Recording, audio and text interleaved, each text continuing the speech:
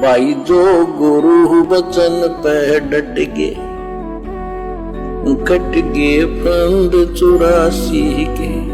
और 120 साल तक रहे वो नानक जी को भी मिले वहां जाकर। नानक देव जी सिख धर्म के प्रवर्तक को भी अल्लाह अकबर यानी कबीर परमेश्वर मिले। श्री नानक देव जी, श्री रामचंद्र जी, श्री कृष्ण तथा विष्णु जी के परम भगत थे। हिंदू धर्म में जन्म हुआ था। श्रीमद् भगवत गीता का पाठ किया करते थे। ब्रजलाल पांडे उनको गीता पढ़ाया करता था। परमेश्वर कबीर जी उनको सुल्तानपुर लोधी शहर के पास बेई नदी पर सुबह के समय मिले तथा संपूर्ण अध्यात्म ज्ञान रूपी मैन्युअल दिया। सचखंड यानी सतलोक लेकर गए 7वें आसमान पर और वापस छोड़ा। उसके पश्चात श्री नानक देव जी ने हिंदू धर्म में प्रचलित सब साधना त्याग कर एक परमेश्वर सत्य पुरुष की भक्ति करके जीवन धन्य बनाया। उपरोक्त प्रमाणों से सिद्ध हुआ कि अल्लाह ताला कबीर सबका उत्पत्ति करता पृथ्वी पर मानव की तरह भ्रमण करता है, यथार्थ अध्यात्म ज्ञान बताता है। इसी से संबंधित प्रकरण अल खिज्र अल कबीर की जानकारी अध्याय में इसी पुस्तक के पेज नंबर 135 पर विस्तार पूर्वक लिखा है, जो हम आगे पढ़ेंगे। अब आगे क्या कह रहे हैं गुरुदेव भगवान? मुसलमान धर्म के मौलानाओं की शंका का समाधान। बाखबर कौन है? बाखबर जिसके विषय में हजरत मोहम्मद जी को कुरान शरीफ का ज्ञान देते समय मुसलमान भाई जिसे अपना खुदा कहते हैं, अल्लाह कहते हैं, वो शैतान, उस शैतान ने सूरत फुरकानी 25 आयत नंबर 52 से 59 में साफ साफ अपने नबी हजरत मोहम्मद से कहा है कि जिस अल्लाह ने 6 दिन में सृष्टि रची, यानी अपने से अन्य किसी और सुप्रीम गॉड के बारे में, अल्लाह कबीर के बारे में बात कर रहा है वो शैतान, वो डुप्लीकेट खुदा मुसलमान भाइयों का, जिसे सुप्रीम गॉड मानकर मुसलमान भाई पूज रहे हैं, वो शैतान है। वो तो आयत नंबर 59 में अपने से अन्य किसी और अल्लाह के विषय में हजरत मोहम्मद को जानकारी दे रहा है और कह रहा है जिस अल्लाह ने 6 दिन में आसमान और जमीन के दरमियान जो भी कुछ था उसको रचा, उसको बनाया और फिर सिंहासन पर तख्त पर जाकर बैठ गया, उसकी जानकारी किसी बाखबर से जा पूछो।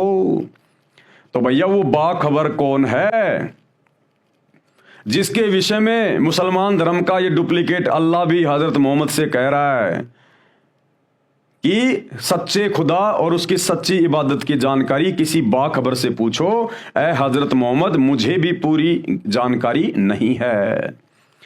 तो वो बाखबर कौन है? वो बाखबर स्वयं अल्लाह कबीर ही धरती पर आता है। बाखबर कौन है? अल्लाह का नाम क्या है? गुरुदेव रामपाल दास जी से सेवकों का निवेदन है कि हम जब मुसलमान विद्वानों से ज्ञान चर्चा करते हैं, वे प्रश्न करते हैं, उनका हम सही जवाब नहीं दे पाते, कृपया हमें बताइए कि हम क्या उत्तर दें। प्रश्न इस प्रकार हैं, यानी भक्तों ने अपने गुरुदेव से कहा, बाखबर सतगुरु रामपाल जी से, कि जब हम मुसलमान धर्म के भाई बहनों को, उलेमाओं को, मुल्ला मौलवियों को समझाने का प्रयास करते हैं तो वे हमारे से कुछ सवाल करते हैं, हम उन सवालों का क्या जवाब दें। तो गुरुदेव ने कहा कि बच्चों क्या सवाल है बताओ।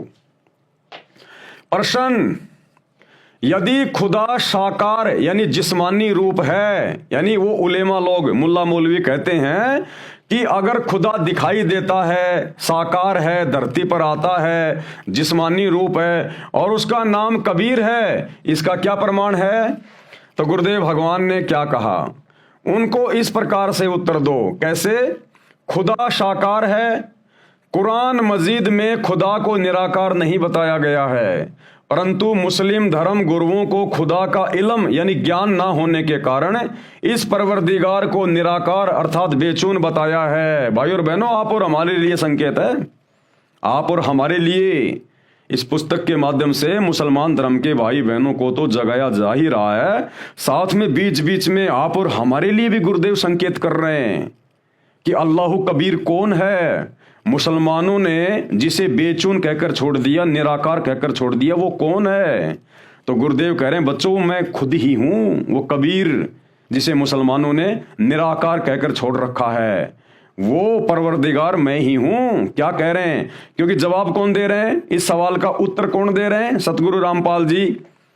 तो क्या कह रहे हैं यहां पर कि खुदा साकार है, और कुरान मजीद में खुदा को निराकार नहीं बताया गया है, परंतु मुस्लिम धर्म के गुरुओं को खुदा का इल्म ना होने के कारण इस परवरदिगार को यानी गुरुदेव कह रहे हैं मुझको, संकेतों में कह रहे हैं, स्पष्ट नहीं कहेंगे मैं हूं वो परवरदिगार, लेकिन हम भगत समझ जाएंगे।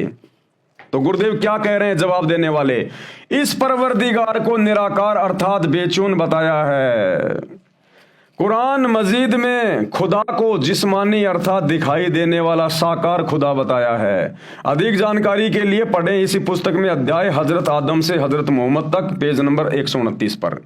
उसके बावजूद भी बहुत सारे प्रमाण हैं कि खुदा साकार है, धरती पर आता है, और बाखबर कौन होता है, उसका नाम कबीर है, गुरुदेव भगवान बता रहे हैं। मिसाल के तौर पर देखिए, कुरान मजीद की सूर लुकमान 31 आयत नंबर 27 और 29, इन आयतों में खुदा को सुनने वाला, अब सुनेगा कौन भाई, इन आयतों में मुसलमान धर्म में खुदा को सुनने वाला बताया कि खुदा सुनता है। अरे सुनता है तभी तो तुम ये बंग मार रहे हो, सुनता है तभी तो तुम नमाज पढ़ रहे हो, सुनता है तभी तो मस्जिद में जाकर माइक पे ऊंची ऊंची आवाज में अल्लाहू कबीर बोलते हो। तो सुनेगा कौन है? जो निराकार है, दिखाई नहीं देता, वो क्या खाक सुनेगा? जिसका कोई शरीर नहीं है, जिसके कान नहीं है, वो क्या खाक सुनेगा? तो सुनेगा कौन? जिसके कान होंगे। तो कैसा हुआ फिर अल्लाह? साकार, लेकिन दिखाई उस समय देगा जब आप उसकी सच्ची इबादत करोगे। वो तुम्हारी आंखों के सामने होते हुए भी तुम्हें दिखाई नहीं देगा, क्योंकि तुम उसको पहचानते नहीं। भाई जिस प्रकार से एक छोटा बच्चा है और छोटे बच्चे को केवल इतना ज्ञान है कि ये 10 रुपए का नोट है और ये 100 रुपए का नोट है, यदि उस बच्चे के सामने कोई 1 करोड़ का चेक पड़ा हो और साथ में 5 रुपए पड़े हों, वो बच्चा 1 करोड़ के चेक को ठोकर मार देगा कि ये तो कागज का टुकड़ा है, और उस 10 रुपए के नोट को उठा के दौड़ लेगा कि मुझे 200 रुपए मिल गए, मुझे 200 रुपए मिल गए। इसी प्रकार मुसलमान धर्म के भाई बहन, किसी भी धर्म के भाई बहन, सतगुरु रामपाल जी इस अल्लाह कबीर से अपरिचित होने के कारण केवल शैतान को अपना खुदा मान रहे हैं, 10 रुपए का नोट मान रहे हैं और खुश हो रहे हैं, जबकि वो अल्लाह कबीर वो तो चेक है, चाहे कितने रुपए भर लो। लेकिन उसकी जानकारी भैया जब थोड़ा समझदार होगा, थोड़ा बड़ा होगा, तब पता होगी। तो जिस व्यक्ति को चेक की जानकारी होती है ना, वो फिर तुरंत उस चेक को उठा लेगा कि भाई ये किसका गिर गया, उस आदमी तक उसको पहुंचाएगा कि भैया तेरी अनमोल कीमत, तेरा 1 करोड़ का चेक देख तूने कहां छोड़ दिया। तो इसी प्रकार वो अल्लाह कबीर धरती पर सतगुरु रामपाल जी के रूप में प्रकट है, सामने है, मनुष्य रूप में है, लेकिन अभी उसकी पहचान नहीं है उस 5 साल के बच्चे की तरह। मिसाल के तौर पर देखिए, कुरान मजीद की सूर लुकमान 31 आयत नंबर 27 और 29 में इन आयतों में खुदा को सुनने वाला अर्थात देखने वाला बताया है। अब भैया सुनेगा कौन, देखेगा कौन? वही तो देखेगा, वही तो सुनेगा जिसके आंख होंगी, जिसके कान होगा। अब आंख होंगी, कान होंगी तो शरीर भी होगा। तो बताओ फिर अल्लाह फिर निराकार कैसे हुआ? अल्लाह फिर बेचून कैसे हुआ? तुम्हारी साधना सही नहीं है, तुम्हारी इबादत करने का तरीका सही नहीं है, जिस कारण से तुम्हें अल्लाह दिखाई नहीं देता। कुरान मजीद की सूर हज 22 आयत नंबर 61 में क्या लिखा है? इसमें खुदा को बड़ी शान और बड़ा कबीर बताया है, स्पष्ट नाम लिखा हुआ है। लेकिन मुसलमान धर्म के उलेमाओं ने कबीर का अर्थ कर दिया बड़ा। कबीर का क्या अर्थ कर दिया? बड़ा। वो इसलिए कर दिया क्योंकि ये लोग अपने अज्ञान आधार से मानते नहीं कि खुदा का नाम भी कबीर हो सकता है, इसलिए कबीर कबीर जहां जिक्र आया उसका नाम कर दिया बड़ा, जबकि उस परमेश्वर का नाम कबीर ही है। तो इस आयत में साफ साफ उस परमेश्वर का नाम लिखा हुआ है और कहा है इसमें खुदा को बड़ी शान और बड़ा बताया गया है। अरे शान किसकी बड़ी होगी? अरे शान उसी की बड़ी होगी जो कुछ होगा, दिखाई देगा, अन्यथा आप ऐसे किसकी महिमा करोगे? आप किसी की महिमा कर रहे हो तो सामने कोई होगा ना, अन्यथा आप किसको कहोगे कि वो बड़े मर्तबे वाला है, उसकी तो बड़ी शान है, बड़ा समर्थ है? कोई है तभी तो कहोगे। निराकार को क्या कहोगे जिसको किसी ने देखा ही नहीं? उसको तुम कैसे कह सकते हो? तो अभी मुसलमान धर्म के भाई बहन अपने धर्म गुरुओं की आधी अधूरी जानकारी के आधार से चल रहे हैं। जब सच्ची जानकारी पता होगी तब आपकी आंखें खुलेंगी। अल्लाह सुनता तथा देखता है। सूर मुअम्मिन 40 आयत नंबर 12 में कबीर का अर्थ बड़ा किया है, जबकि कबीर ही लिखना था। इन आयतों से यह साबित होता है कि अल्लाह साकार अर्थात जिस्मानी है। इन इल्म न रखने वाले मुस्लिम धर्मगुरुओं ने खुदा के असली नाम कबीर का अर्थ बड़ा कर दिया है, जो कि गलत है। मुस्लिम प्रवक्ता ये तो स्वीकार करते हैं कि अल्लाह एक बार धरती के ऊपर जल के ऊपर मंडराता था। अरे जब एक बार अल्लाह आता है धरती पे जल के ऊपर मंडराता है, जब धरती पे आता भी है जल पे मंडराता भी है, अरे तो भाई कौन हुआ फिर अल्लाह? साकार है कि नहीं है? जब तुम खुद कह रहे हो जल के ऊपर मंडराता है, एक बार धरती पे आता है, तो आएगा कौन? अरे निराकार का क्या आएगा क्या जाएगा? तो भाई और बहनों थोड़ा दिमाग पे जोर डालो। तुम बोल क्या रहे हो, सदग्रंथों में क्या लिखा हुआ है, लेकिन तुम पहचान नहीं पाए इस मैन्युअल को ढंग से। इसलिए मैन्युअल को ढंग से पढ़ाने के लिए वो इंजीनियर 7वें आसमान से कबीर अल्लाह खुद ही आता है। मुस्लिम प्रवक्ता ये तो स्वीकार करते हैं कि अल्लाह एक बार धरती के ऊपर जल के ऊपर मंडराता था।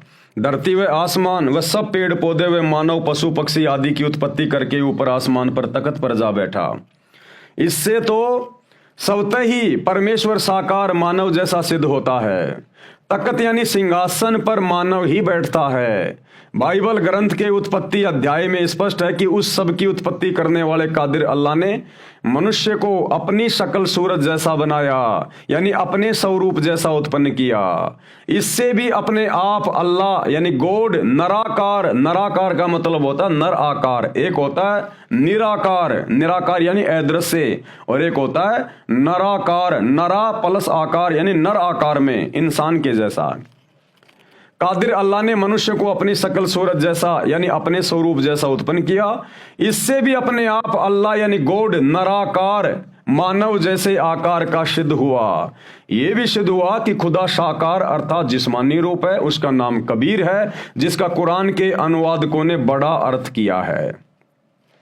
मिसाल के तौर पर सूर मुअम्मिन 40 आयत नंबर 12, जालिकुम बियन्नु इजा दुई यल्लाहु बहदहु कै फरतुम व इंसु रकबिही तुअमिनु फल हुकुम लिल्लाहिल अलियल कबीर।